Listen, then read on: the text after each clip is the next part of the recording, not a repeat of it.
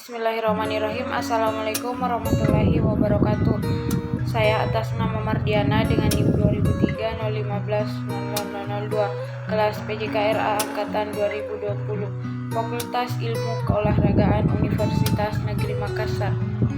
Baiklah, pada kesempatan kali ini saya akan memaparkan materi yang berjudul konsep dasar perkembangan moral.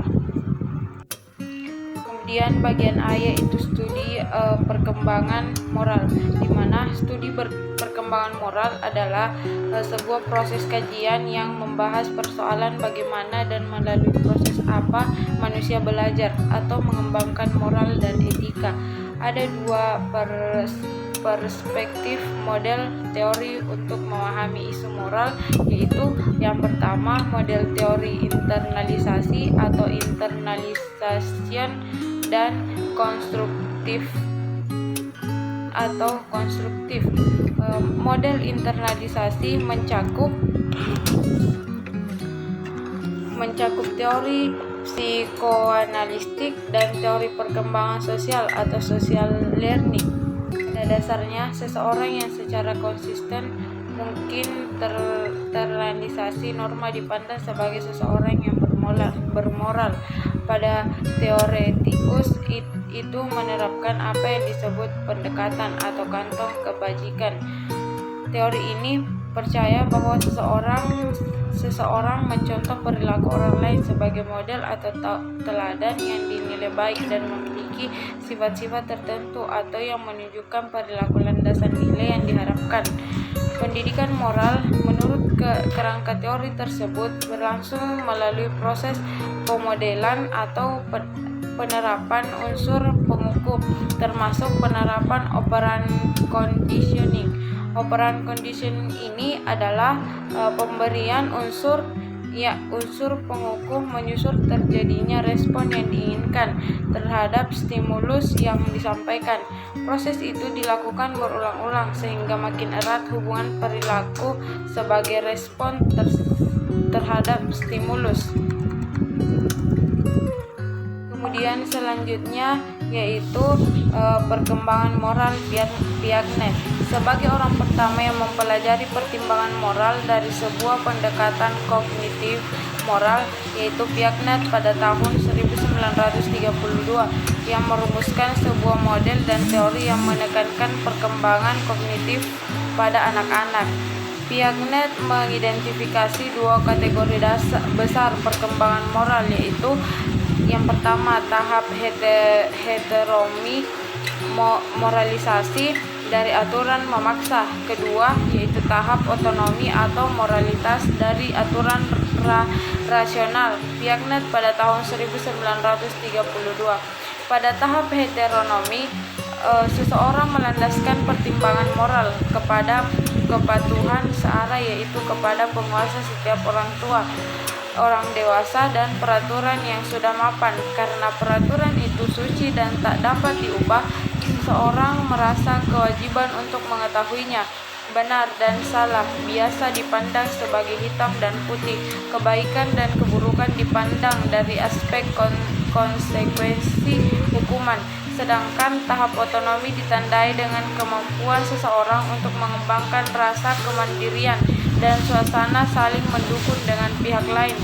Benar dan salah ditentukan secara situasional, sementara peraturan bisa diubah relatif sesuai dengan tuntutan situasi kebutuhan manusia. Tugas dan kewajiban adalah relatif dalam kaitannya dengan pengalaman sosial, teman sejawat, dan penempatan diri pada posisi orang lain. Tahap ini biasanya ditandai dengan rasa hormat dan kooperasi dengan teman sejawat ketimbang patuh terhadap orang dewasa dan yang berkuasa. Kemudian yang kedua yaitu perkembangan moral Colbert. Dalam kegiatan penelitiannya di Universitas Yale dan Universitas Harvard mengembangkan lebih lanjut teori Piaget, dan selama 30 tahun ia mencoba mengkaji bagaimana orang belajar dan mengembangkan moralitas. Colbert mengembangkan teori teori pentahapan moral dari Piaget dengan menyatakan bahwa perkembangan moral mengikuti suatu pola dan bersifat universal, mengikuti 6 urutan bertahap yang diorganisasikan sebagai berikut. Yang pertama yaitu tahap prakonversional yang terdiri atas tahap pertama yaitu tahap kepatuhan karena takut pada hukuman. Kedua yaitu tahap mematuhi peraturan untuk kepentingan sendiri karena yang lain berbuat demikian. Kemudian tahap kedua yaitu tahap konvensional yang terdiri dari tahap ketiga ditandai dengan perilaku baik sebagai bentuk reaksi sesuai dengan harapan orang dewasa. Tahap keempat yaitu anak secara sadar mempertahankan sistem sosial, tugas untuk keteraturan sosial dan keteraturan masyarakat.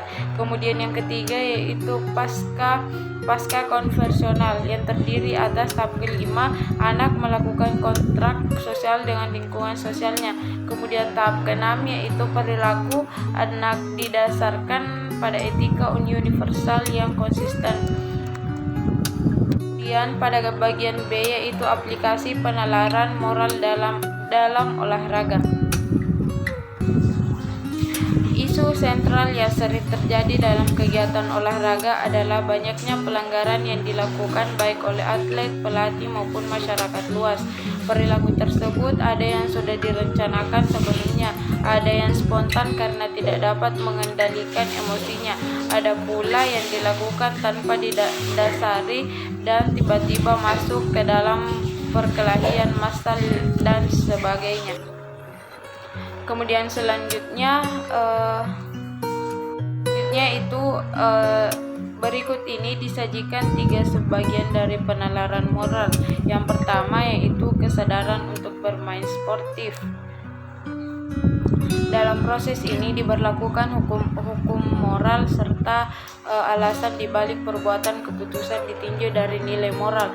Prosesnya berlangsung secara sistematik berkenaan dengan evaluasi terhadap suatu objek dengan menerapkan nilai-nilai yang menjadi rujukan. Tentu saja penerapan tidak sesederhana seperti yang dibahas dalam tulisan ini. Proses berpikir seperti di atas memang tidak langsung secara otomatis. Prosesnya memerlukan disiplin, waktu, pengetahuan tentang kepercayaan, dan pendekatan ilmu. Proses berpikir mengenai sebuah isu yang menyangkut keputusan moral memang tidak gampang dan tidak mengalami konflik. Apa yang diketahui sebagai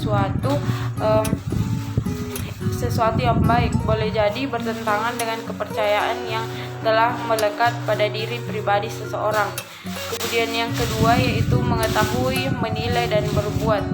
Menurut Thomas Lickona dalam karyanya menjelaskan bahwa seseorang harus memiliki kualitas pengetahuan moral, perasaan moral, dan tindakan moral. Ketiga komponen ini penting untuk mengembangkan watak yang baik. Pada komponen pengetahuan moral terdapat unsur lainnya, yaitu kesadaran moral, pengetahuan tentang nilai moral, perhitungan ke depan, pertimbangan moral, pembuatan keputusan.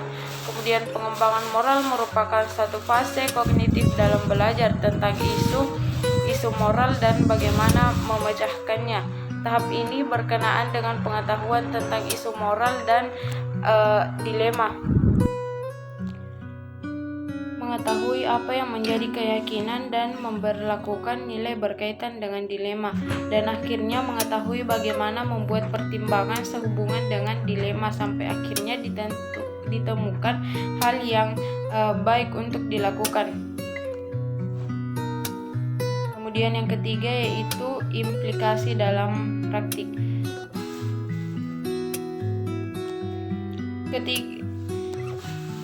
Sampai di sini muncul pertanyaan pokok terkait dengan ketiga faktor di atas, yaitu mengetahui, menilai, dan berbuat. Bagaimana penerapan ketiga faktor tersebut dalam situasi olahraga? Ketiga fase itu mempengaruhi keputusan moral. Berkaitan dengan persoalan ini sangat penting untuk dihayati bahwa olahraga dan pendidikan jasmani adalah kegiatan yang tidak bebas nilai dan justru merupakan gelanggang untuk membina moral. Setiap sentuhan atau pukulan terhadap bola semuanya memiliki arti karena permainan ini menekankan pada performa dalam bentuk jumlah pukulan sesedikit mungkin hingga bola masuk ke dalam lubang yang dihitung sejak pukulan pertama. Tidak ada wasit secara langsung mengawasi pemain. Dari situasi demikian sungguh mungkin pemain mau berbuat curang meskipun dalam praktik antara pemain saling mengawasi. Olahraga ini benar-benar membutuhkan sportivitas. Itu saja yang dapat saya jelaskan. Terima kasih. Wassalamualaikum warahmatullahi wabarakatuh. Salam olahraga.